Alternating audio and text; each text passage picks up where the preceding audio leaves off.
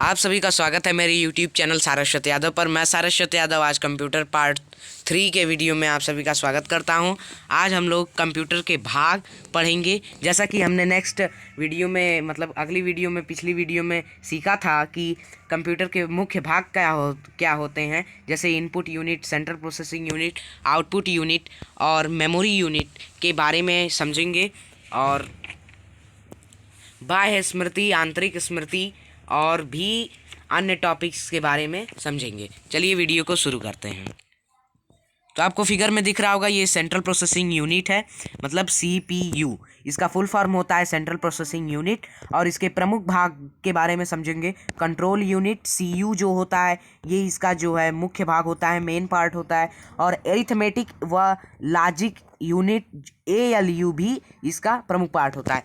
अभी अगर पूछता है कि कंप्यूटर कि brain of computers main part, control unit and arithmetical logical unit, then अन्य नाम अदर नेम इसका क्या है, कंप्यूटर का दिमाग। मैंने अभी बताया कि ब्रेन ऑफ कंप्यूटर जो है इसी को कहते हैं। अब यहाँ दे देगा ब्रेन ऑफ कंप्यूटर हम CPU को कहते हैं, सेंट्रल प्रोसेसिंग यूनिट। कार्य होता है डाटा को प्रोसेसिंग करना। डाटा की जो प्रोसेसिंग होती है उसी कार्य को जो है ये करता है। ठीक है। इनपुट यूनिट का मतलब कि जिस प्रकार से जिसके थ्रू हम जो है कंप्यूटर के अंदर संदेश भेजते हैं कि हमको इसके बारे में जानना है।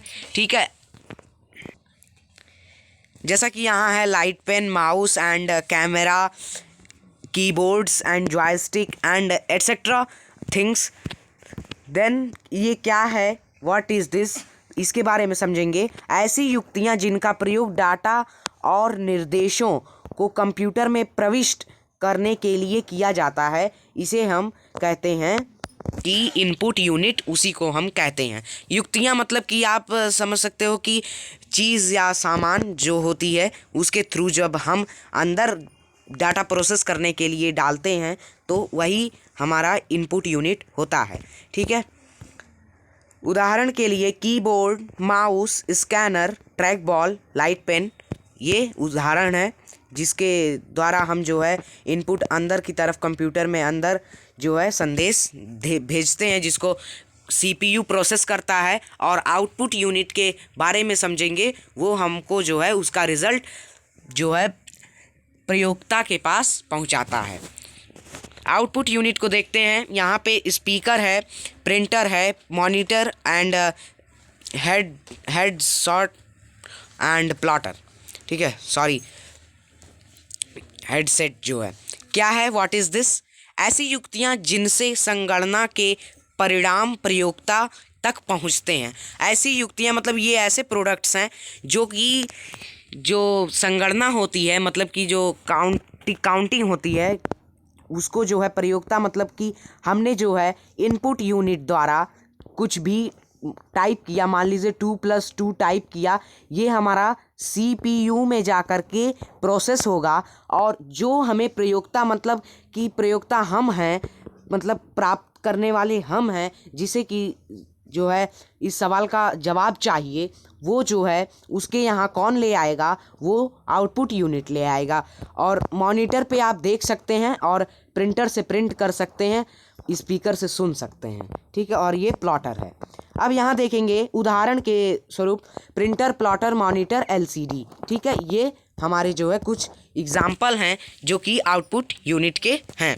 मेमोरी यूनिट क्या होती है, ये जो है कंप्यूटर का वह भाग है जिसके द्वारा सूचनाओं एवं अनुदेशों का भंडारण एवं पुनरुद्धरण किया जाता है। इसे ही हम जो है मेमोरी यूनिट कहते हैं। ठीक है। इसके प्रमुख प्रकार होते हैं आंतरिक मेमोरी और बाह्य मेमोरी। आंतरिक इंटरनल, बाह्य external memory. Internal memory and external memory जो है इसके प्रमुख प्रकार हैं मेमोरी यूनिट के। ठीक है। इसके क्षमता का मापन जो है byte, megabyte, kilobyte, gigabyte, terabyte में किया जाता है। ठीक है। और एक बाइट में 10⁻³ किलोबाइट्स होते हैं। ठीक है। नेक्स्ट, अब हम देखेंगे बाह्य स्मृति, एक्सटर्नल मेमोरी के बारे में। इसका अन्य नाम होता है सेकेंडरी मेमोरी होता है इसका अन्य नाम। और उदाहरण के तौर पर हम ले सकते हैं hard disk, floppy disk, CD ROM, DVD, pen drive and Blu ray disc. ठीक है, ये जो है ये सभी हम उदाहरण के तौर पर ले सकते हैं। ठीक है, hard disk, floppy disk, CD ROM, DVD, pen drive, blu ray disc.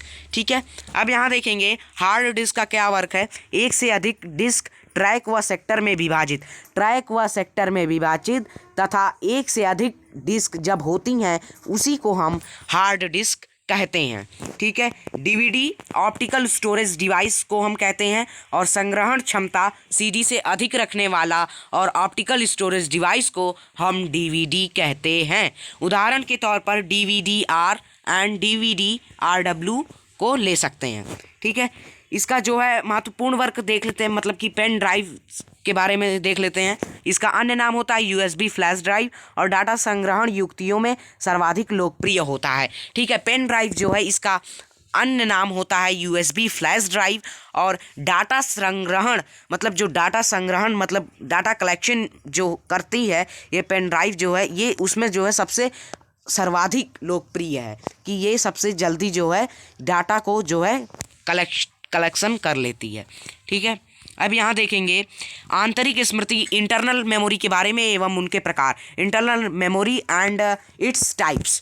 RAM read random access memory होती है ये, और इसके कार्य होता है जिन प्रोग्रामों और सूचनाओं की प्रोसेसिंग का कार्य कंप्यूटर कर रहा होता है उन्हें कंप्यूटर की स्मृति में धारण करना अस्थायी वोलाटाइल मेमोरी को है।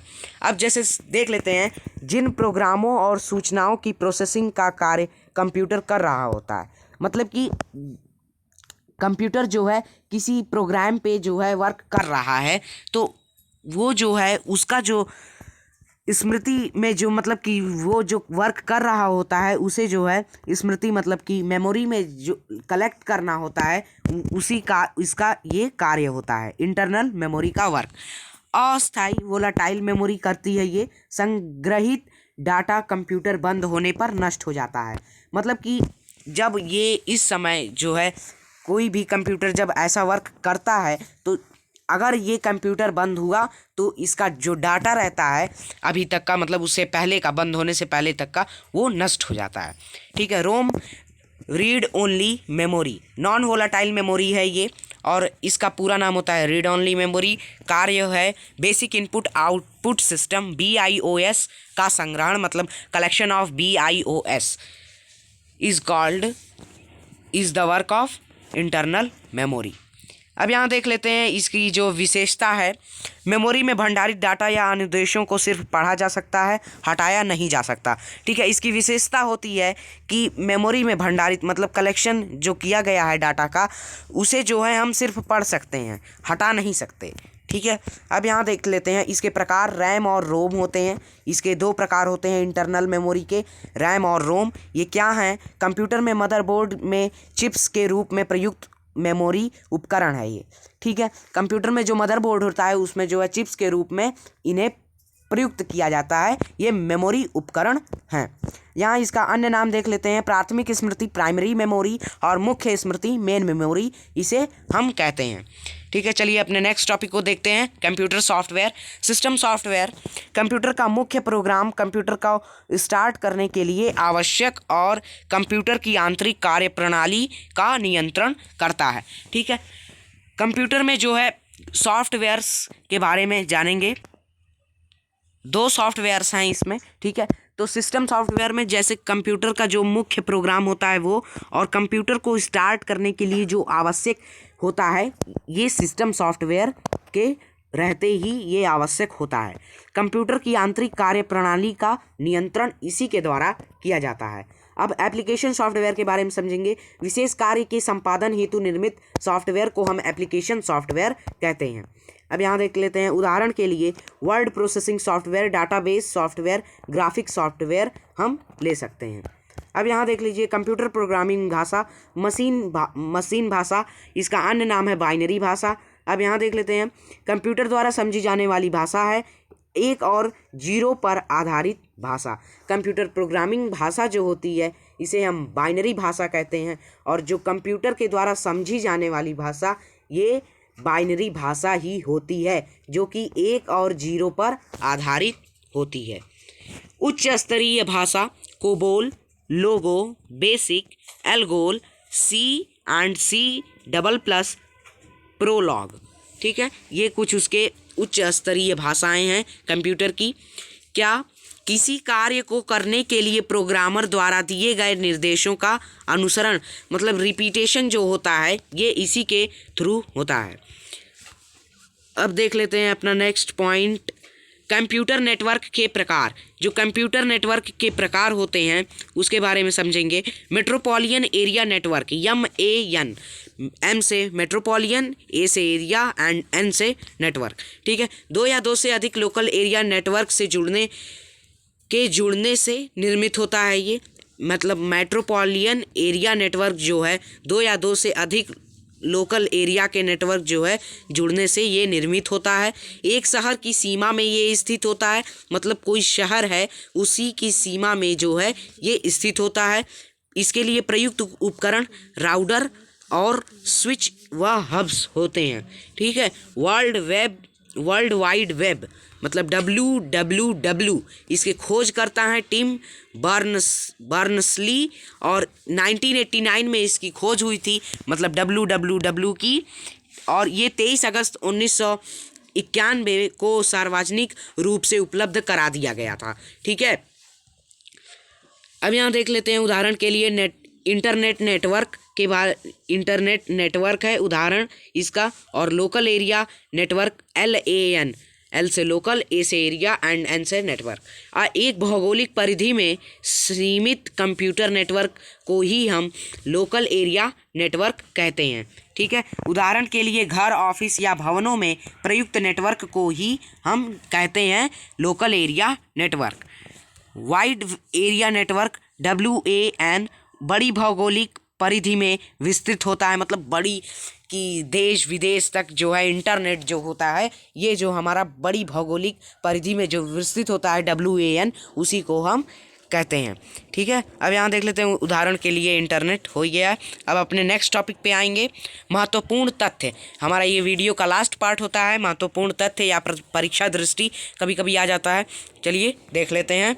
डेटा कम्युनिकेशन के लिए नियमों का सेट कहलाता है प्रोटोकॉल्स। ठीक है, प्रोटोकॉल्स को हम डेटा कम्युनिकेशन के लिए नियमों का सेट जो है वो प्रोटोकॉल होता है। अवांछित ईमेल को कहते हैं स्पैम। ठीक है, और वेब क्रॉलर का अन्य नाम है वेब स्पाइडर। ठीक है, वेब क्रॉलर का अन्य नाम जो है वेब स्पाइडर है। ठीक है, फायरवॉल का प्रयोग बचाता है संचार नेटवर्क में अनधिकृत आक्रमण से। ठीक है, फायरवॉल जो है ये बचाता है संचार नेटवर्क में अनधिकृत आक्रमण से। कंप्यूटर में शब्द की लंबाई मापी जाती है बिट्स में। ठीक है, कंप्यूटर में जो शब्द की लंबाई होती है ये बिट्स में मापी जाती है। इथरनेट उदाहरण है लैन का। ठीक है, लोकल एरिया नेटवर्क का उदाहरण जो है इथरनेट है।